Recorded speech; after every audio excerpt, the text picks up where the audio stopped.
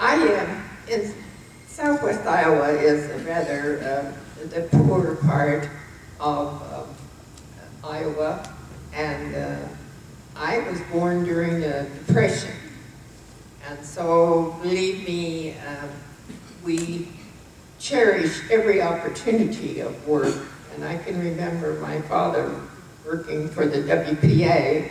A lot of you have never heard of that, but if you've been a history student, I'm sure that you've come around to some of that.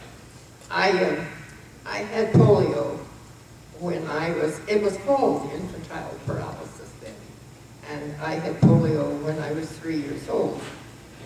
And nobody knew what it was. And my father and mother took me to our local doctor, and he said I had a cold, gave me an aspirin, and put me to bed, and they did.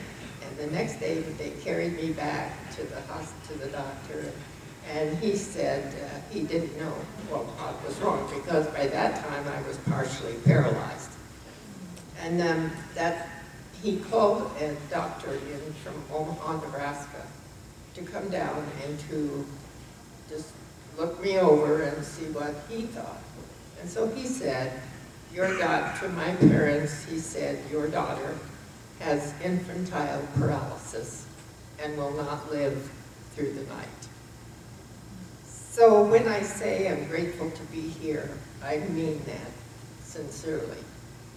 Life was good in this small community. We soon moved to a smaller community called Cheyenne, Iowa. And there I went to school. But the first time I really found out that I was disabled was the day I started to school. I was almost 6 years old, and I couldn't wait to go to school. And my mother couldn't wait to get rid of me, because I was demanding so much of her time, wanting to read a bigger book and everything, just wanting to know more. And so I went off to school with a yellow tablet and pencil, and the teacher sent me home. And she said, tell your mother I don't have time to teach a handicapped child. And being the mother of 3 children myself, I can appreciate what my mother must have felt when I said to her, Mom, am I a handicapped child? I had never heard the word. We know today that this is wrong, that very early in the lives of our children or young adults or whoever who has a disability, we must talk to them about it. You know, there's nothing to be ashamed about it at all. And what we need to do is to get it out in front of us and do the best we can with it, and then put it behind us. And that's exactly what I've seen here. As I toured yesterday, I saw many of you who could be classified as people with significant disabilities. But you've overcome them because you have a job, and because you're needed, and because people expect you to come to work. And you wake up in the morning and you have something to do. And it's an exciting part of everyone's life to be needed. Suppose there wasn't anyone who needed you for anything. Wouldn't it be a sad place to live? I went, then my parents took me to the University of Iowa hospitals in Iowa City, which is about 250 miles from my home. And they examined me, told my parents to take me home and love me, and bring me back when I was 9 years old. And so that's exactly what they did. And then when I was 9, they took me back to Crippled Children's Hospital, and I was institutionalized from the time I was 9 until I was 16, for the most part. I'd like to share with you some of my experiences at the University Hospital, and then you'll know perhaps who I am. They taught me many things at Crippled Children's Hospital. The first thing they taught me was that I could not cry. And I don't care what was happening, you were not allowed to cry. And if you cried, you were punished. And I remember on one occasion when I had been told I was going home. Can you imagine? I had been there for 9 months. And that night when Miss Bear came in, Miss Bear was our night supervisor. I've often wondered if that was her name or if she earned it. She was the most cruel individual I have ever known. She came over to my bed and said, well, young lady, we're going to operate on you tomorrow. And I said, not me. I'm going home tomorrow. She said, the only place you're going is to surgery. And somehow I knew it was true.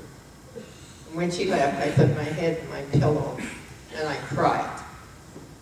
I cried because of the lack of control I had over my own body, that people were making decisions about me that I was not a part of. She came back in and said in a very loud voice, who's bawling in here? I wasn't about to raise my hand and say me because I'd seen the kind of punishment she could dish out.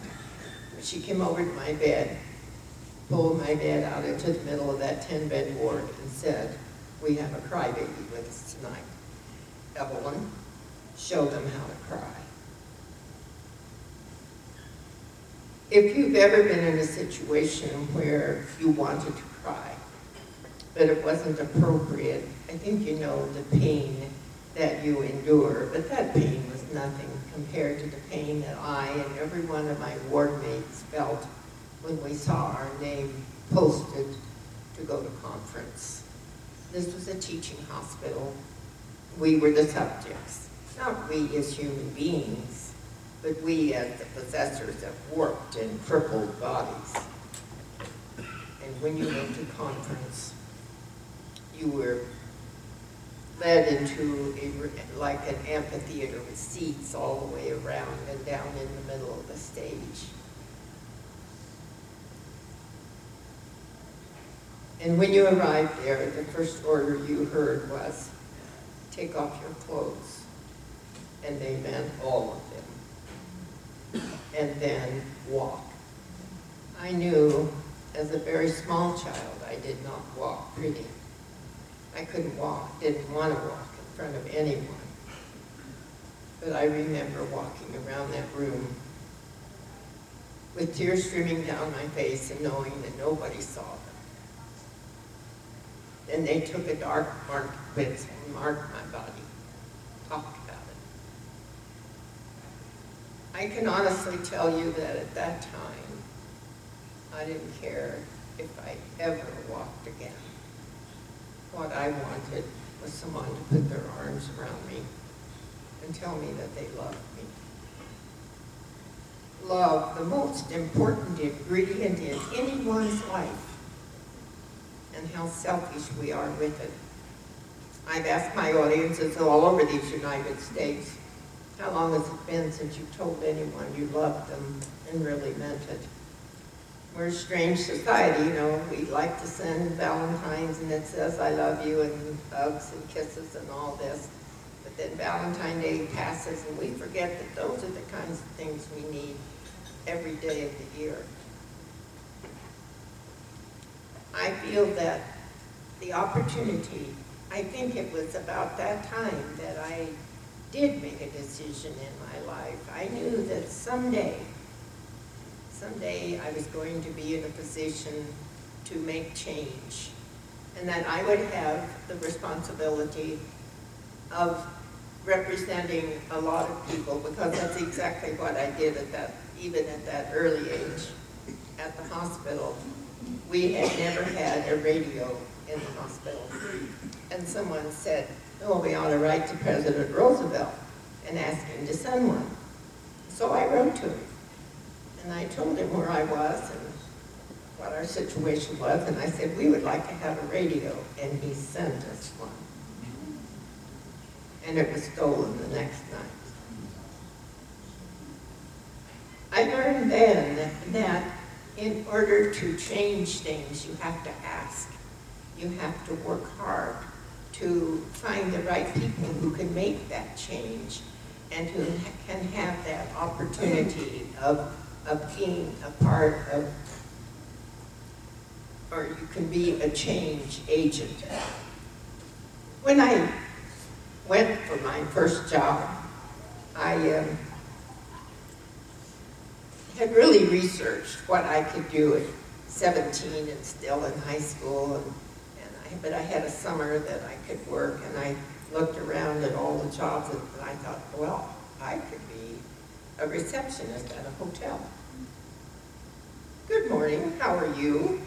And what is your name and all this? And we sign in. Of course, we didn't know what a credit card was then. We took cash. But anyway, I just knew, and I told, so she said, oh my goodness, you want to work here? I said, yes, I do. And she said, well, I can't interview you. She said, the boss will have to interview you. So here, I go into the boss's office. He's sitting behind the desk and smoking a cigar. And he gets up from his desk and comes around to the side and puts his hand on my head. And he said, so you want a job? I said, yes, I do. I can type 80 words a minute, and I can telling him all the things I could do. And he said, you go home. Someone will always care for you. That was the philosophy then. And what is the philosophy now? We're going to make it possible for you to care for yourself. The excitement of getting your check, of buying things that you want, of living independently if at all possible, and to be able to come to work again with that dignity and the idea of what it really means to have a job.